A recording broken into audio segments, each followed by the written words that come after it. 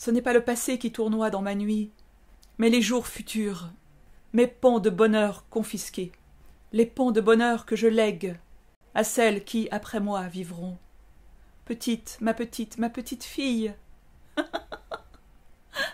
Elle sent bon la soupe de poireaux, ma couverture.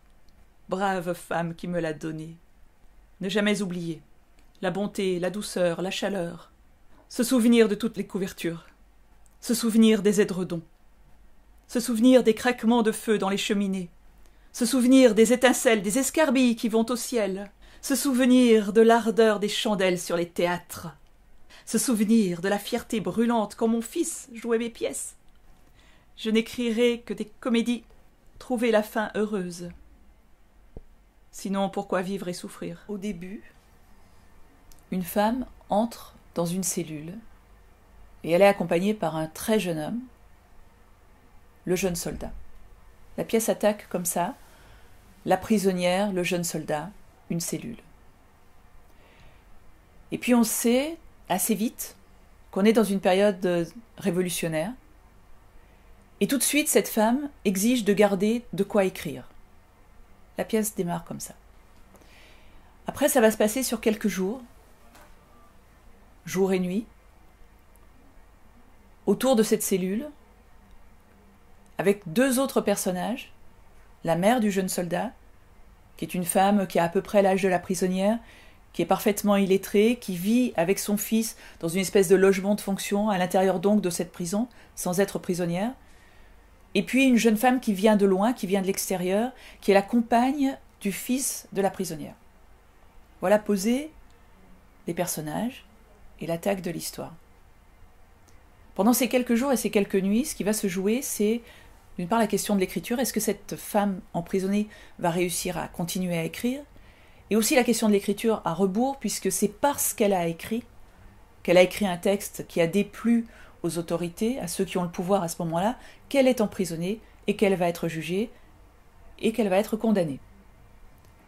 Et c'est aussi parce qu'elle a écrit, cette femme, que peut-être d'autres, plus tard, dans 100 ans, dans 200 ans, dans 300 ans, sauront qu'elle a existé, qu'elle a pensé, qu'elle a agi, qu'elle a ressenti des choses. Donc la question de l'écriture, la question aussi de la violence. On est dans un moment de l'histoire où il y a énormément de violence. Autour de cette prison, il y a énormément de violence. La prison est presque un espace paradoxal puisque, au fond, à cet endroit-ci, les personnages sont protégés de la violence qu'il y a à l'extérieur. La guerre, les condamnations, les exécutions, des bains de sang. Donc cette violence-là, est-ce qu'elle est justifiée? Est-ce qu'elle est justifiable? Au nom de quoi? On est dans une période révolutionnaire, il y a des enjeux importants d'égalité, de liberté, de fraternité, de sororité peut-être.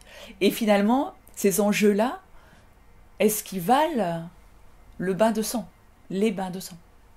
C'est une des questions de la pièce, les personnages n'ayant pas le même point de vue les uns et les autres. Et puis une autre question importante de la pièce, c'est la question de la transmission. Il y a deux duos mère-fils. La mère du jeune soldat, femme du peuple, qui voit son fils pris dans un uniforme et dans une doctrine, une pensée raide, obstinée, décidée, et sans douceur, sans doute, sans questionnement, ou en tout cas refusant les doutes, les questionnements et la douceur. Et c'est son fils en même temps qu'elle a vu grandir, et donc elle voit ce garçon devenir un homme pris du côté du pouvoir, on va dire. Et puis la prisonnière a elle aussi un fils qui, au moment de l'action, est sur le front. Il est soldat de la République, de la Révolution. Donc c'est aussi la question de qu'est-ce que ce fils-là va garder de cette mère condamnée. Voilà, en gros, les ingrédients de ma nouvelle pièce. Et je l'ai écrite parce que j'ai été mise en émotion, en question, en réflexion, à partir de la découverte du destin et du parcours d'une femme française qui s'appelle Olympe de Gouges et qui a été guillotinée en 1793, le 3 novembre, après un bref séjour à la Conciergerie de Paris.